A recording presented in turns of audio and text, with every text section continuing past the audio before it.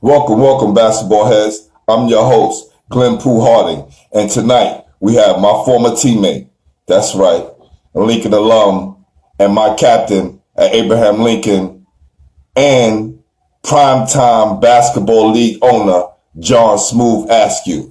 We're going to do it up like that, all right? Just want to let you know, tonight's show is sponsored by Styles by Nita and Unique Creations. Let's do it. Y'all ready?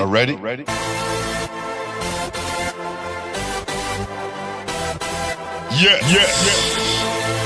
You have just stepped into the world of chaos, where everybody goes hard. Come on. Go hard. Go hard. Go hard. Go hard. Go hard. Go hard. Or go home. Never back down. You gotta hold your own. Go hard. Go hard. Go hard. Go hard. Go hard. East Coast. Go hard. West Coast. Go hard. Midwest. Go hard. Dirty. Hurry up, everybody. Get online. Buy your tickets, cause the game about to start. Hey, what's going on, my brother? What's happening with you, boy? I'm chilling, man. Good to see you, brother. Yo, good to see you. Hadn't seen you in a minute.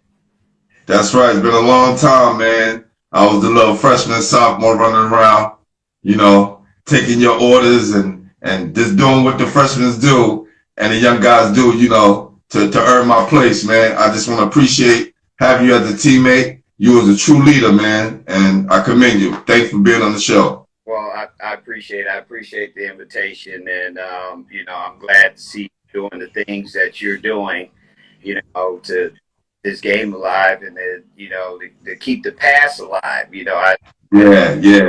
I see a lot of people coming on, doing things on these lives, and they're talking about the current, but I didn't actually. It's interesting. I didn't know you were such a historian.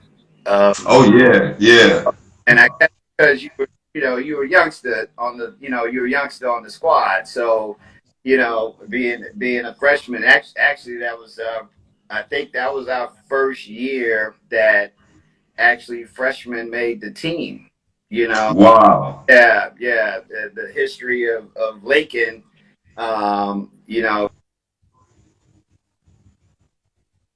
That's crazy. I never knew that. Yeah, the only freshman that had made made Lincoln's team was Wes. Wow. And he made the team because he was Don Marbury's cousin. Right. Hey, that had a little bit of influence with them making the squad, but it was good that you made it. Obviously, you deserved to make the squad. I think who else was on our squad? Was it Tiny? Was you and Tiny were the freshmen? No. Tiny came the year after. Yeah, me, Josie Watkins, and Dave Adabanjo. Right? Okay. Dave had an inside because he went to Coach school. Yeah. Right? He went to Jackie Robinson. Yeah. And Josie just happened to be the best ninth grader in Coney Island at that time because he came to practice with a whole Flames uniform, which just had everybody intimidated. Yeah, I remember that. And I remember myself, I just happened to go out for the team because I was following some guys who I took the train with because I lived across town. I came to school to play football with my guy KK. Okay. Kevin Williams. Okay. And he got into a big fight and he had to transfer to John Jay. Got it. And I wound up being stuck at Lincoln and going with my guys to the tryouts. They get cut, and I made it. And then I heard Coach told me that him and Steinberg had a little falling out because of that. Oh, really? Yeah, he said, then Coach said, I rubbed him in his face a year later after he won a city championship and said, I was right. Oh, got it. Well, Yeah. Good. I didn't know that history. Obviously, you came I would consider. I'm going to just throw it out there. I think that was the best high school basketball squad in our generation back then. Listen, from front to back, Yes. Yeah. We was loaded. We was loaded. Yeah, I know, and you know, unfortunately, Spice didn't get to play, but we legitimately, you know, I think we had the best, you know, the best starting five in New York City, you know, Right. at that time. So you guys actually, I think that's what I think we really shaped Lincoln. You know, I mean, Lincoln had some decent teams before, you know, before that, but you know, they were always, uh, you know, maybe one player, two players from being like an elite team. You know, Right. but Right. our, you know, the 84, you know, the class of the 84 team had to been the best, you know, the best five, you know, including myself, even though I was a junior, you know, that was around. You know, you fortunately, as a freshman, you got to come on that ride, you know, come on that ride. Man, look, I watched every play. I had a nice seat on the bench, and if we was up 20, I got a chance to get in. So, you Yeah. know, it was all love for me. Well, And I wasn't supposed to be there, so why complain? yeah. Well, you know, I mean, listen, you were a freshman. I mean, you wasn't even supposed to be on the squad, let alone. Right. That's what I say. But look what you turned out. Look what happened. You know, look what happened. You played against, you know, every day in practice. You playing against guys, you know, that Division I level players. You know, and you know how the practices. You know how the practices were back. Tough. Tough. Tough. The practices were almost. I think our practices were almost tougher than our games. Yes. Kind of Yes.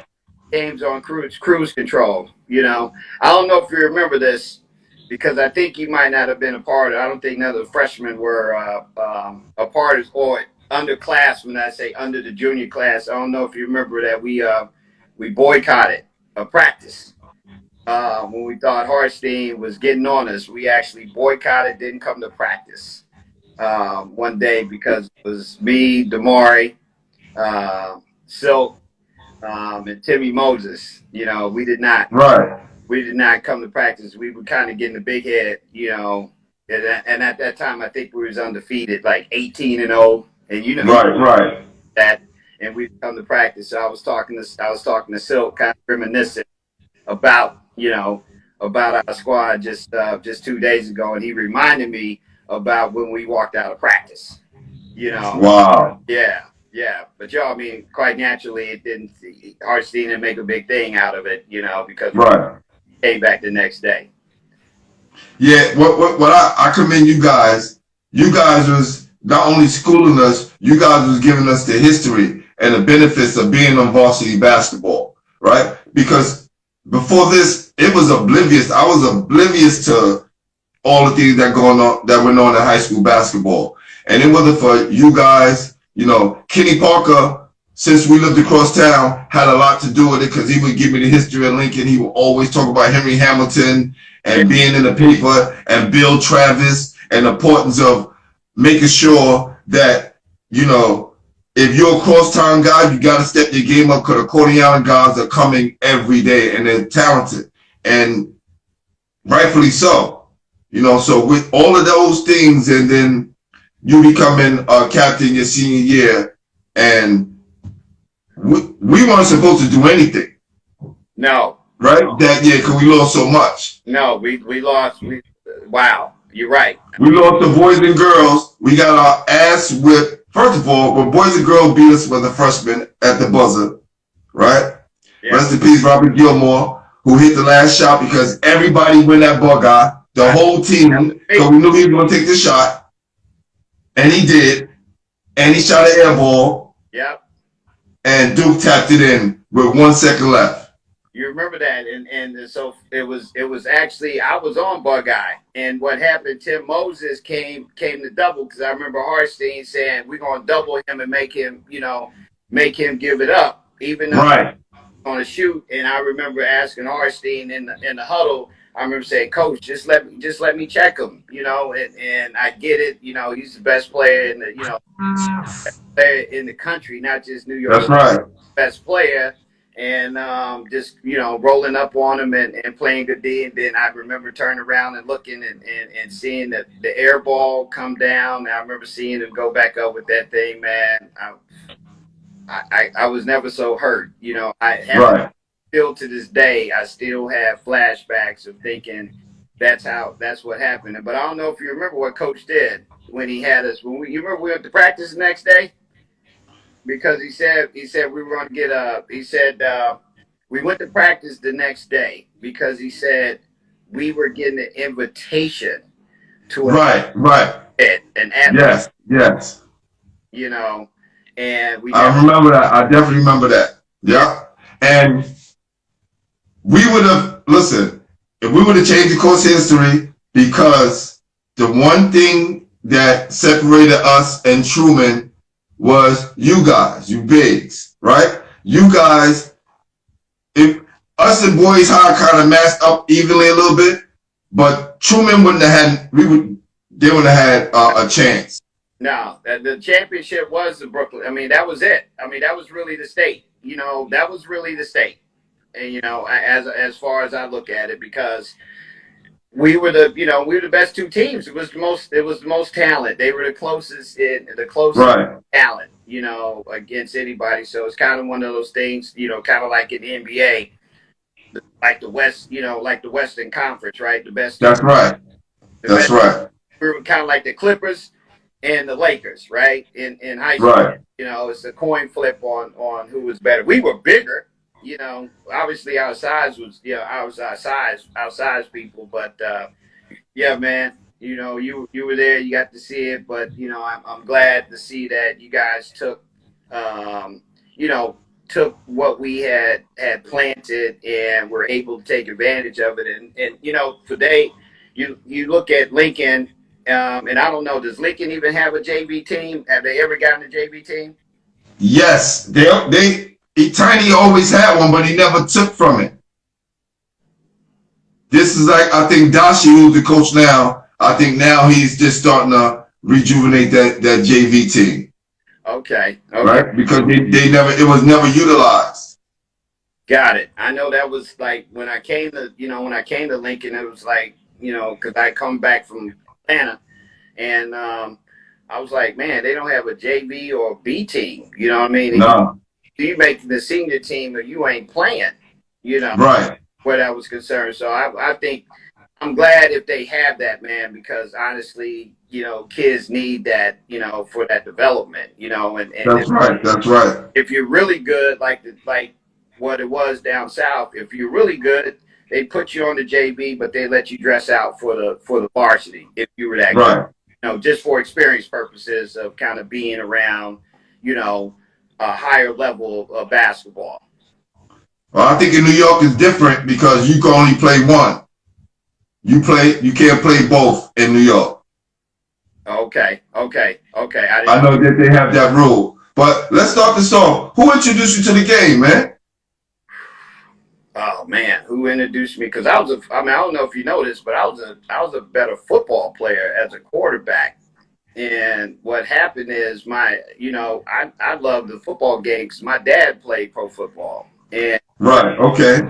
Yeah, he played quarterback, with the Pittsburgh Steelers. So I had a love for football, and I was starting as a freshman, and the seniors didn't like it. And they opened up the line one day, and they hit me from both sides because chances are I was about to start as a freshman quarterback. Yeah, on a team that was destined to win state in Georgia, and they broke my ribs, and they opened a hole like the senior line. One of the guys looking, I got blindsided from the left, and they hit me with a helmet in my ribs and cracked my ribs, and I never put up. I never turned around and put on a helmet or anything again. But then I said, you know what? I kind of like that basketball thing a little bit. And, I got family members that were in the NBA at the time. Lou Hudson, God rest his soul, and Walt Bellamy, God rest his soul.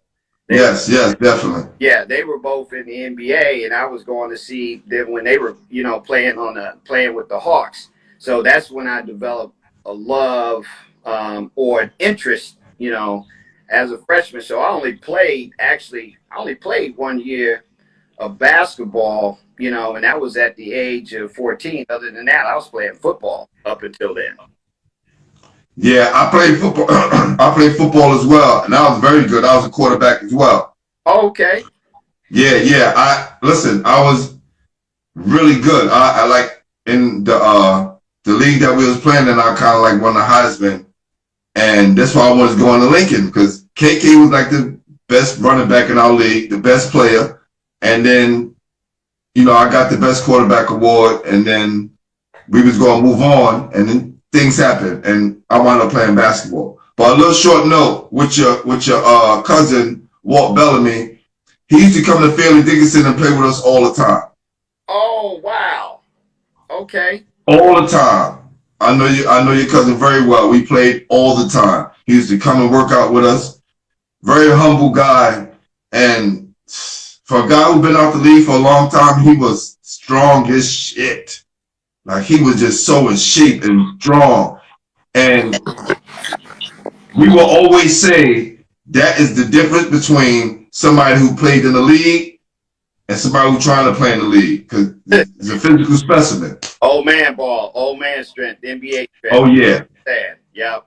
Yep. It's a whole different, you can be the same size, but it's a whole different level of strength, when you do right. It. Yep. Absolutely.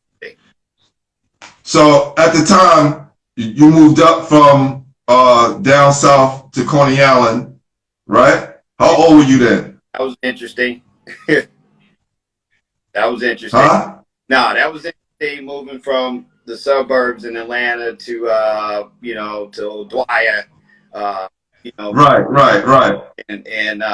and Brooklyn, Coney Island. That was a little shell shock. Listen, I knew you was from somewhere else by the way you carried yourself. Because even though you knew how to fit in, you did your own thing, right? You had your own style of dress. You was always professional. You came to school like you was going to the office. That's what I remember from you, fam. I appreciate it. That's one of the parts, right? And for me, being a young guy, seeing what an older classman should look and act like, and that was you.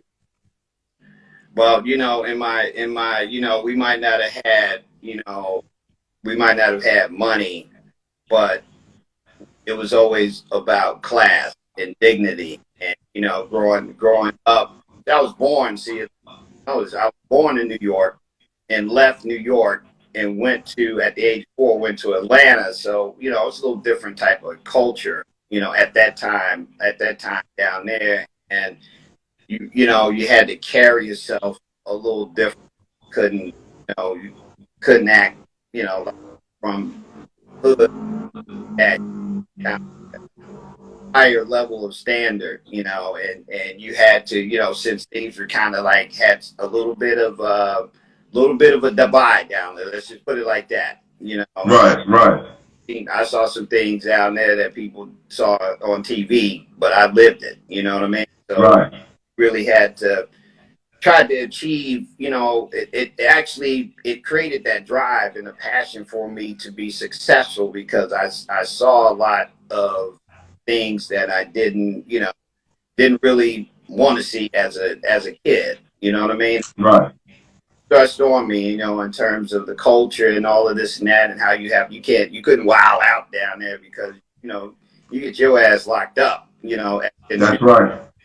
Really, et cetera, et cetera. So down there kind of gave me a motivation about trying to be different, and not be typical and stuff like that. And it carried over, obviously it carried over in high school. That one thing that I knew about sports that is to an end. You could take sports as far as you could take it, and it's what you do with the tools that you learn from being involved with sports that's going to help you, with your life set, and in terms of depending on others, but depending on yourself and discipline, in terms of, going to practice and what time you have to be someplace and all this and that, those skills, man, transition. I think that really helped me, in terms of the discipline that sports brought, But I always saw other people. I grew up, around people, and I always saw them having more than me. So it was like, how do I get what they got? You know what I mean? Right. Right. Hey, I remember I was one of those kids. This might sound like nothing to people right now, but back then, man, I was turning around and selling blow pops, at in school, and I know that's like I'm saying right now, nobody probably say, that ain't nothing, but it was something back then, man. I saved my little That's five. right. I was flipping every day. I went to school, $5 of candy, came back with $15 and did it every day. You know what I mean? In terms of so that business entrepreneur type thing, getting a pass. You saw it on the show The Wire where the kid was going to each different lunch with that. And, That's right. yeah, doing that stuff. Man, I think they got that for me because I was the first person. But I pops, life, everything, and Right. $5 worth, and then I stacked the rest of the paper. Yeah. That'll help you build the entrepreneurial spirit for real. Absolutely, absolutely. So when you came up to Coney Island, who was the best player in the neighborhood? Whew. Well, I caught the tail end of Don Marbury. Okay. At the time, Don Marbury was the best player in Coney Island. Okay. Right. Yeah. I did get to see Eric. I did get to see Spoon. Did get to see Spoon play, but he was in his. I think he was in his senior year with Dominique. Right. Senior year down with Dominique in Georgia. But at the time, it was Sky Don Marbury. That makes sense. Yeah, which I think Don. I think I think Don. He didn't have that little situation. Don would have been top 2, top 3 in the draft. Yeah, a lot of people don't know he had a little situation that happened. If it happened now, he'd have been okay. Because things are a little bit different. You can kind of get away with things. But yeah, that cost him from being drafted. But Don could hoop. Yeah. I used to read about him in Street Smith. I didn't get a chance to see him play. I saw Eric play alongside with Dominique. But I used to read about Sky, how he used to lead Texas A&M and scoring. And he was like the school leading scorer in like 2 years. Yeah, he was. He was. We saw him play. I saw him play. Actually, I saw him play because if he qualified, he was going to Georgetown. Don was going. Yeah, he was going to Georgetown, but he didn't qualify academically, so he had to go to that JUCO. And then he went to Texas A&M. Right. But San Jacinto, yeah. Yeah, but he was going. He was going to Georgetown if he qualified. Okay. So growing up, did you have any mentors? I had Earl, the neighborhood guy, Earl Smith. I don't know if Earl Smith had a gymnasium like across from the projects, and I can't really say he was a mentor, but he kept a lot of us. He gave us a place to go, right? And Got you. That's important. Yeah, that's important, especially in Coney Island, man. I mean, back in the 80s. Yes. I mean, that's it's so many things right now are common, but back then it was uncommon to see heavy hardcore violence like well, I got to give a shout out to my man DB that came on, Dennis Butler. Salute. Yeah. And no, but he opened the gyms. He was the guy that for me, Silk, and all of us, every Saturday or something like that. Instead of us, he'd open the gym. We play some games out there. So that would be the closest thing to a mentor, to me. Okay. How good? Yeah, what you say? I said, did you ever come out there and play? Yeah, my family from out there. My family from 23rd. Okay. Yeah, Six. If you know Rick Six. Yeah. That's my brother. Okay. See, that's what I'm saying. Cortez, Mr. C. That's my father. Okay. Yeah. So that was another reason my mother didn't want me to go to Boys and Girls. She wanted me to go out there, and then my father, and it made sense because my boy was going out there too. So it just all made sense. Well, we still had divide. We still had divide. In Coney Island. That's how serious it was. It's like, yo, you know what I'm talking about between West. Oh yeah, for sure. And West 33rd. It was very serious, and shit. I was right there in Epicenter, right there in 23rd, when a lot of shit happened. So folks, on here, it was serious. Even in Coney, yes, like yes, real divide. People talking about Bloods and Crips. It was. It was some serious action down there. You're careful walking down. Coming too far down. Yeah. Oh, and because there's nowhere else to go, you're gonna run into a dead end. Exactly. That's what happened if you had to come down there. But if you.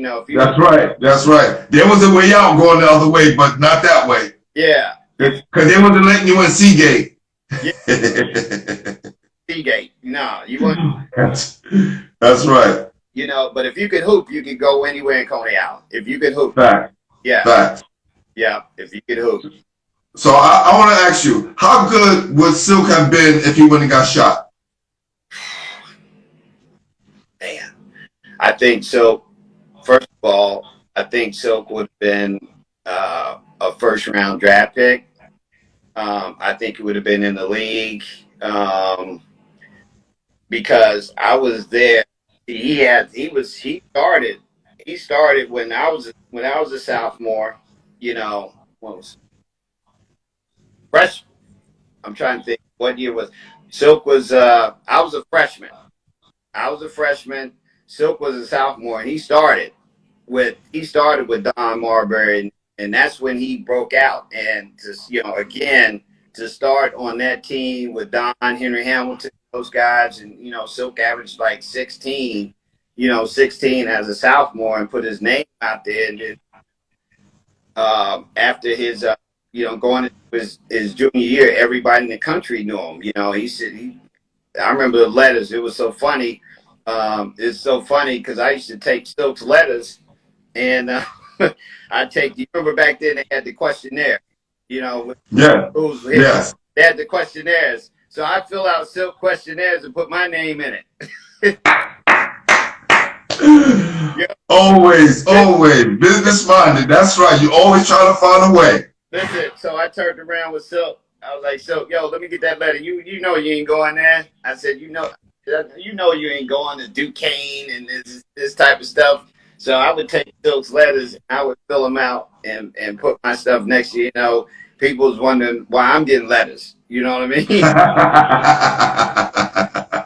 Big thing, right? Wow. You know what I mean? So I was getting letters as a sophomore because of Silk's letters, but no, Silk would have definitely been first team high school All-American without a doubt. Without a, I think because of that incident that people kind of, people shied away from, and that's why.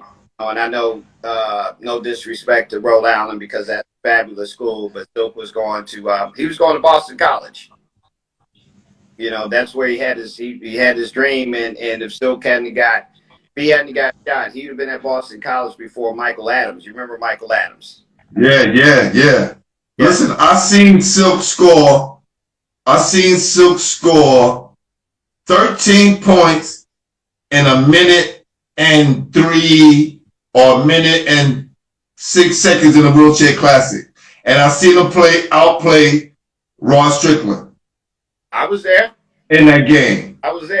And it's no knock to Ron, but Silk won MVP. I was there. Silk won MVP. Silk showed everyone in the city he was the man. And I remember Ed Davida going down for a layup. No, Silk was at the end of the court.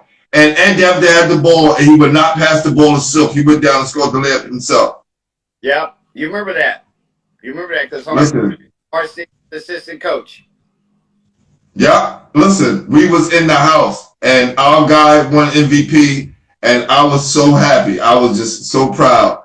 that was the best because you know what it is, I still remember being hurt, not being able to play in that thing. But I remember that's what the dream was for the play in the wheelchair because that was, to me, that was a true All American, true All American game, right? And I go tell people like, yo, man, We had three guys. We had three guys: Silk, Damari, and Spice. Yep. That would have been some LA shit. We had like 4 guys in, right? That's what I'm saying. That's crazy. Yeah, no, but I know it was Strick. I know Strick very well, and he used to talk stories about, he used to talk because Spice and Silk were always such a combination, Yeah. Yes.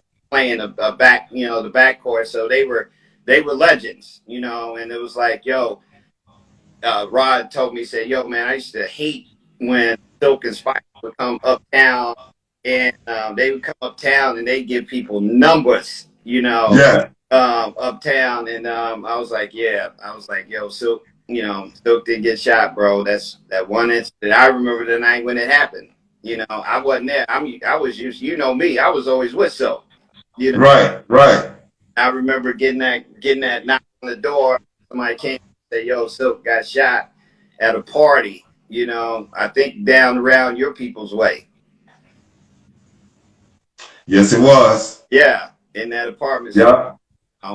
And so that gave, unfortunately, that made people think that, he was a thug. Yeah, and he was far from it. He was such a smooth dude. Silk was his name. Such a smooth, charismatic.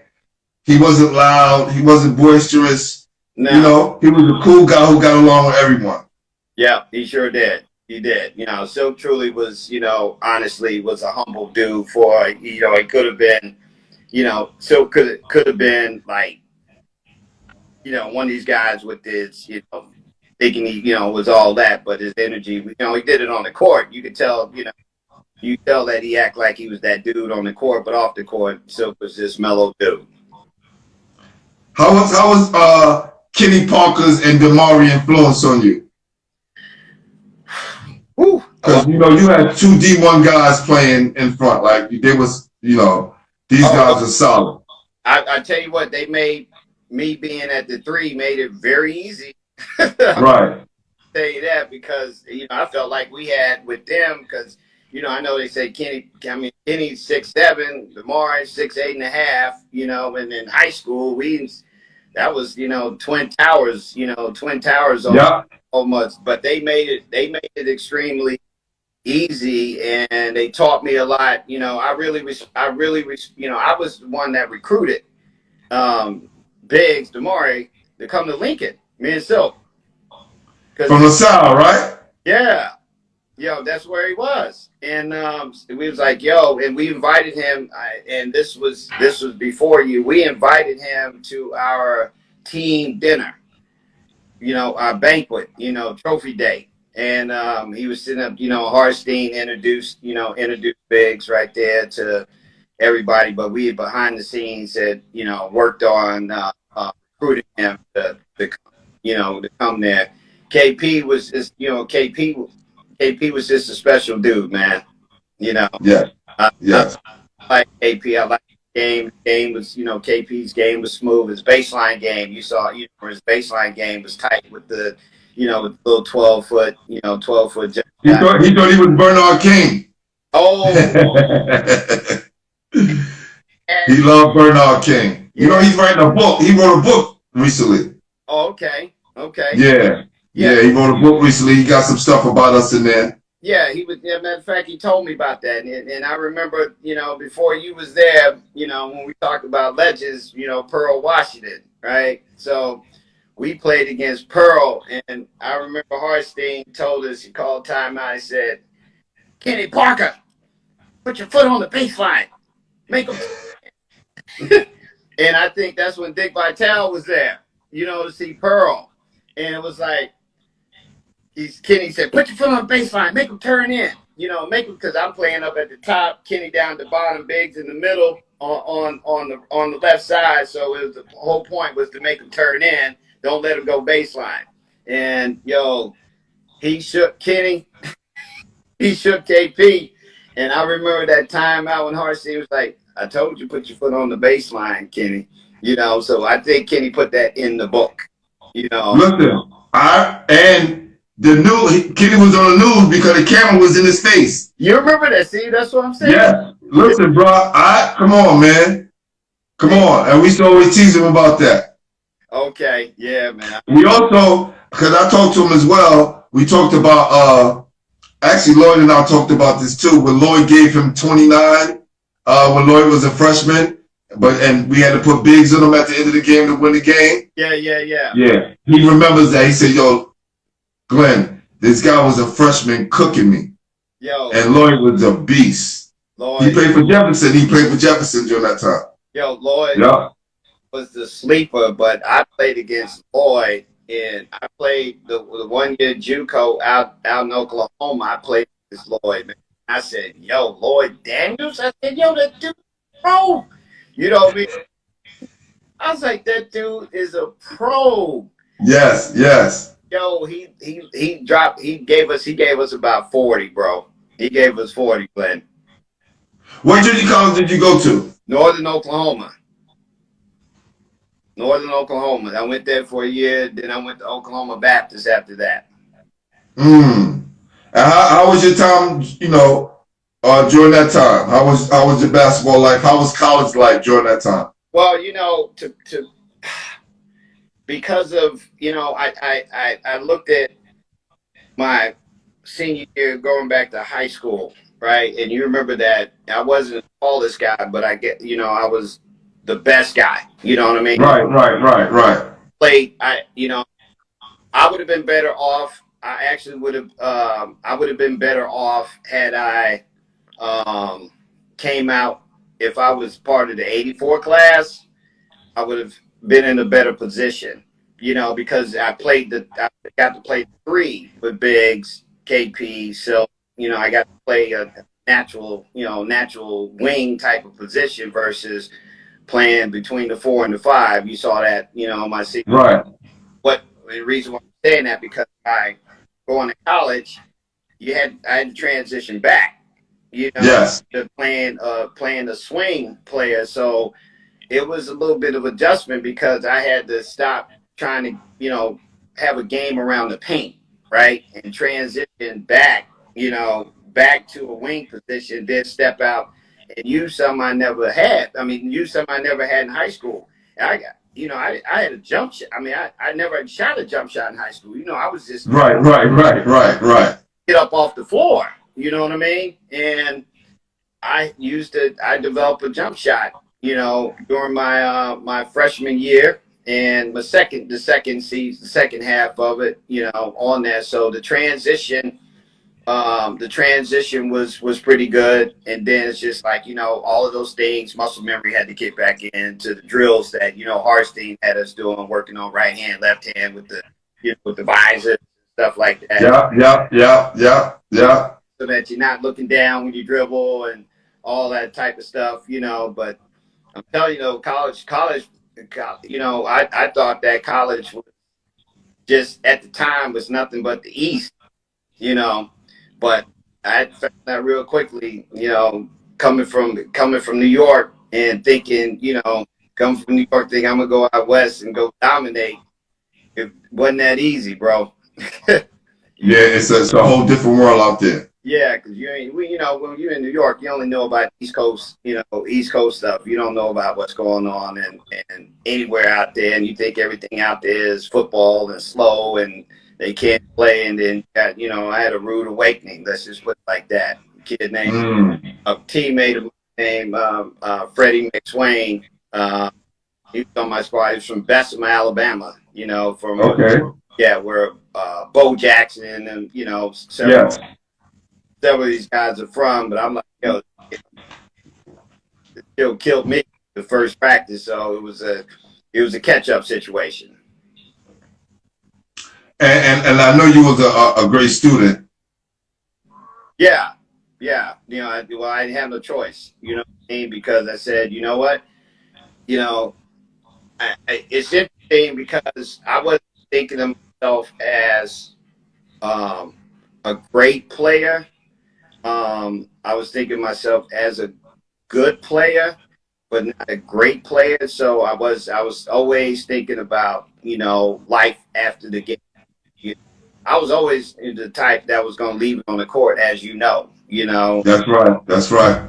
I still remember. I'm gonna bring some up. I'm gonna go back to it. So I still remember getting MVP at Shenandoah and having when we lost in 2 games. I don't know if you remember that we lost when Yeah, I do. I do. yeah, we lost in Yep. 2 games. Then to get a trophy at the end of it for hard work. That was the one time I was like, okay, hard work pays off, even though we lost both of those games. Um, Yeah, we lost to Greg Kubek from Duke.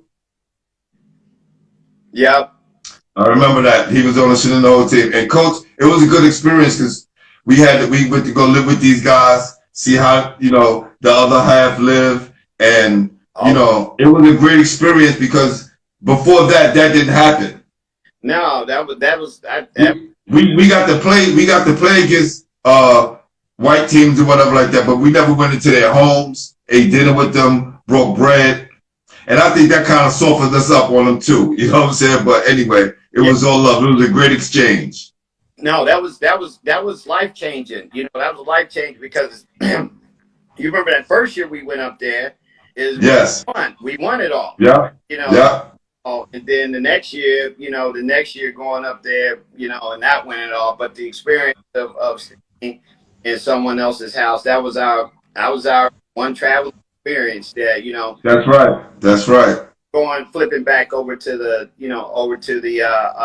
college thing and the hard work. So I worked as hard off the court as I did on the court, because I was like, I don't know how far this game is going to take me, but it's at least got me in school, got me with the opportunity to go to school for free, which was first, between me and my brother and all of this and that. And, Right. I loved the college experience. I loved it. I loved the college experience. I like that better than anything else that I've achieved in my life. Yeah, it was definitely a good experience for me. I put up a post. I had the portions of my life, my basketball life. They got Abraham Lincoln, MCI, Maine Central Institute, because I went to prep school my senior year, and then Fairleigh Dickinson. And my college experience was a good time. Got to finish my degree, got to play, all my years at start, and had no regrets, right? So, did Biggs recruit you to come to Fairleigh Dickinson? Yeah. Yes, I had Boston College, Connecticut, Indiana State, Jacksonville, and Fairleigh Dickinson. And also at the end, Coach had brought up my man, I think he's a coach of the NBA now. He used to coach Wichita State.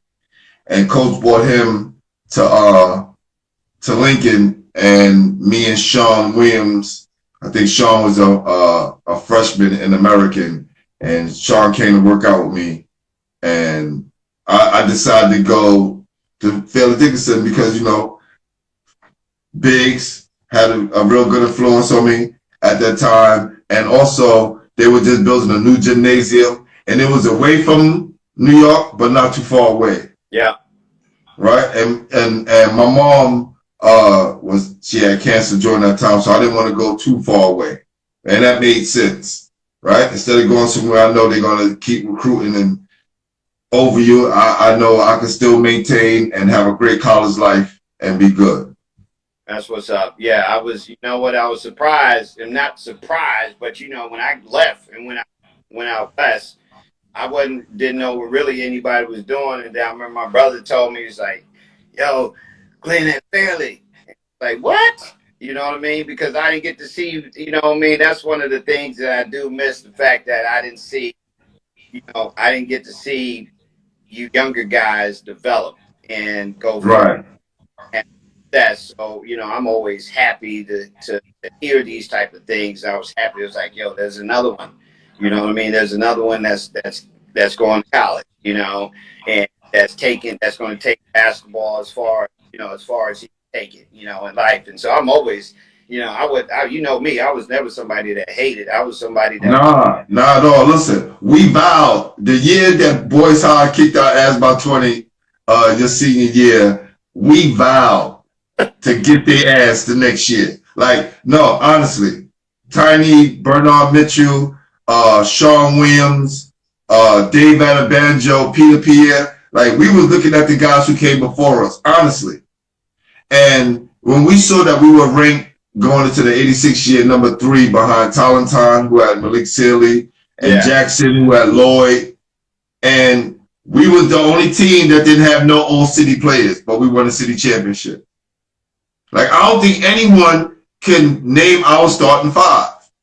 That's how rare and that it was for a group like that to win the city championship. overachieved. It was well this team. To say to chime in on that had but you guys put your dues in. You put your right. It wasn't easy for y'all in these practices, bro. You know what I mean? We all rode the bench. We all rode the bench to become starters. The only guy that walked into a starting job was Tiny. Yeah. And that's another blessing in disguise. Because if he doesn't come, our point guard is Josie. And not to knock Josie, but we don't win the city championship with Josie. No disrespect to Josie, but he's just a little light. You know what I mean? Right. And he was a scoring point guard, whereas Tiny, yeah, he can facilitate. He gonna give it up. Yeah, no, he can facilitate. But you're right, though. Your team didn't have, and I heard that. I was like, and saying it respectfully, like, no true bona fide star, in the right. I mean, in terms of statue, right? That's what we're talking about in terms of yes. Because ain't nobody in the city and didn't have somebody be all city.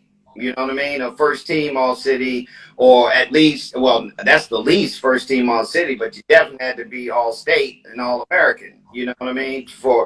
To even be talking about. I mean, that's never happened. What you guys accomplished never happened in high school basketball history in New York. It was such a balance because we had Tiny, who was a pure point guard, right? Then we get Sean Williams, who's like an athletic beast. He's like the perfect athlete for a high school player. Sean Williams. Yeah, he was. Right? Because he was like the tweener, but he did enough to make up for the things that he lacked.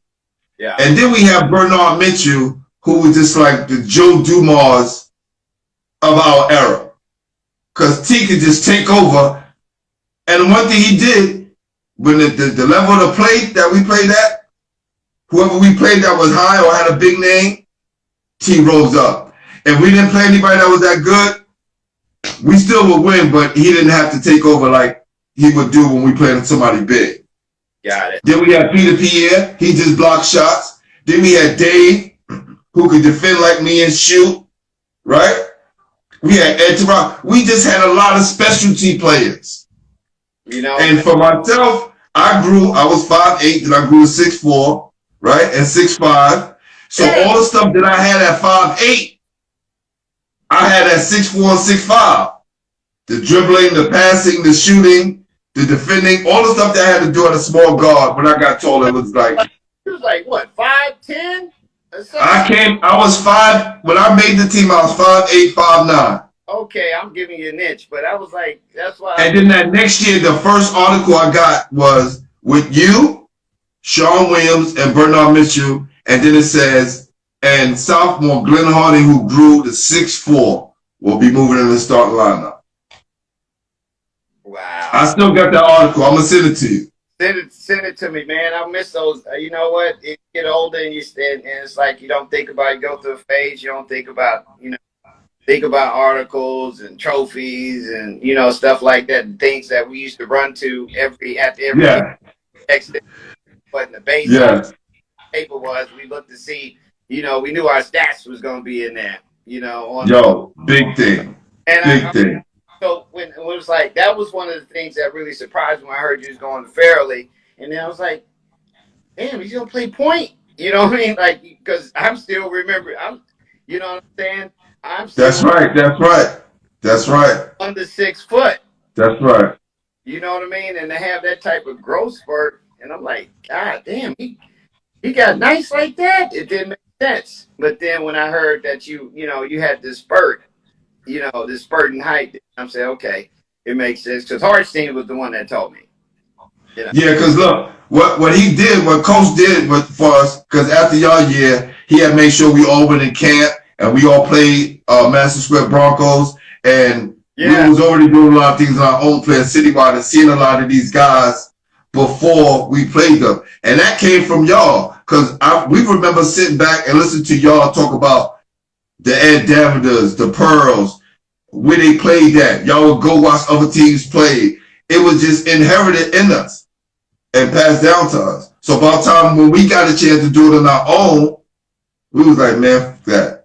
Yeah, because that you say that because, I remember my first year going to see Pearl, Kenny Smith, Mark Jackson. Who else was good at the trying to think. Strickland wasn't on the map yet, but there was one other guard that played with Pearl. That played with Elmer Anderson. Yeah, Elmer Anderson. Elmer Atkins. Yeah. Yeah. Jump shooting dude, boy. Jump shooting. That's right. That's right. I remember that's what we did back then. We take a ride and we go check out them games, where it was LIU or somewhere like that. And I tell you, Pearl was Pearl Washington. To me, there was never a better high school basketball player ever. And I've seen my fair share of them. Trust me, I've seen my fair share of them. He changed the culture.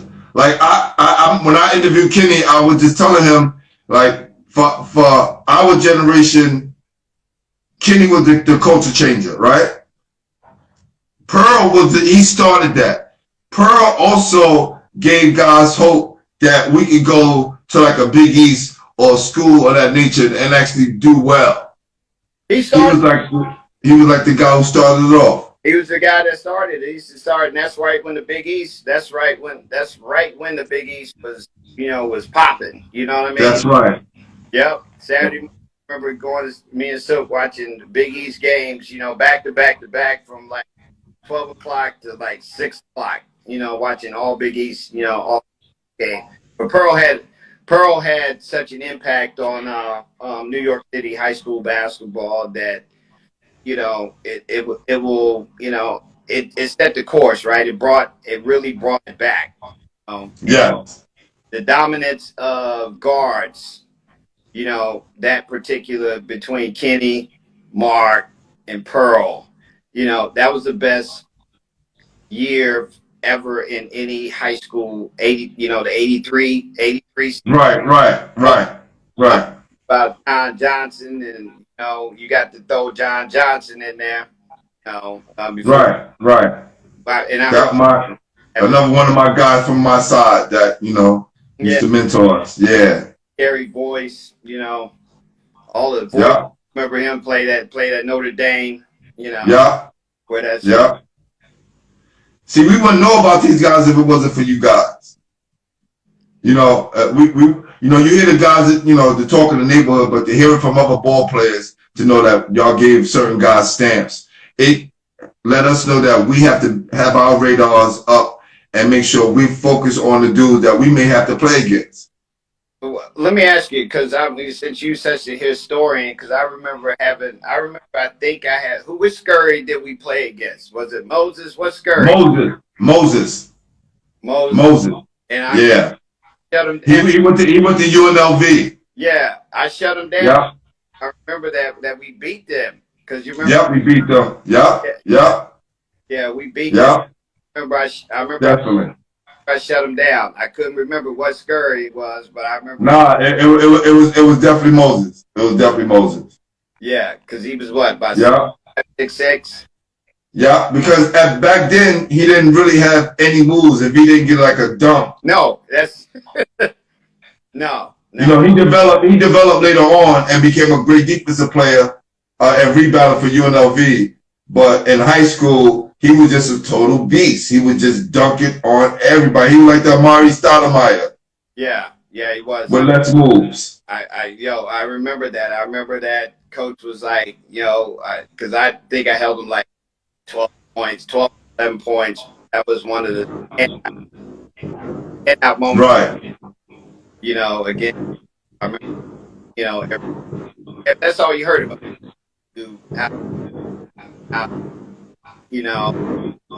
Right. Mm-hmm. That's crazy.